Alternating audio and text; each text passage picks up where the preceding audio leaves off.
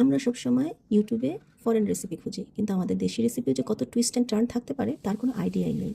কথায় আছে চকচক করলেই শোনা হয় না, তারই একটি উদাহরণ হচ্ছে কচুরমুখী। দেখতে এবড়ো থেবড়ো হলেও স্বাস্থ্যের জন্য খুবই ভালো, আর স্বাদের কথা কি আর বলবো।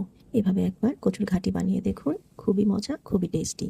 যাদের মুখে রুচি কম তারা এটা করে খেতে পারেন, দেখবেন খুবই ভালো লাগবে। এখানে আমি আগে মশলা কষিয়ে নিচ্ছি।